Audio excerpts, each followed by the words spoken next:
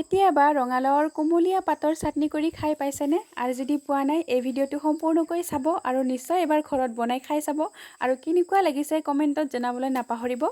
চাটনিখন বনাবৰ বাবে যিখিনি ইনগ্ৰেডিয়েণ্ট লাগে সেইখিনি স্ক্ৰীনত ধুনীয়াকৈ দেখুৱাই দিয়া হৈছে। আনফালে গৰম কেৰাহীত তেল আৰু নিমখ দি মটৰকেইটাও ধুনীয়াকৈ ভাজি লৈছোঁ। মটৰকেইটা অকণমান ভাজ খোৱাত ইয়াতে পিঁয়াজ, নহৰু, জলকীয়া যিখিনি কুটি ৰাখিছিলোঁ সেইখিনিও দি অকণমান মিলাই দিছোঁ।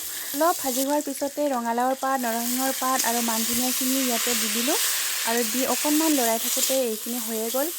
গেছটো অফ কৰি থৈ আন এখন থালত কাঢ়ি 2 বা 3 মিনিটৰ কাৰণে ঠাণ্ডা হ'বলৈ ৰাখি থৈ দিম আৰু যেতিয়া ঠাণ্ডা হ'ব তেতিয়া মিক্সিত ভৰাই ধুনীয়াকৈ পেষ্ট কৰি ল'লে হ'ল। ইমান ফাইন পেষ্ট কৰিব নালাগে, ফাইন পেষ্ট কৰিলে ইমান টেষ্টটো নাহে।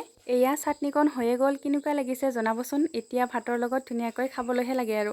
ভাত সাজত আছিলে আজি মাছৰ সৈতে কোমোৰাৰ আঞ্জা, এয়া চাটনিকণ।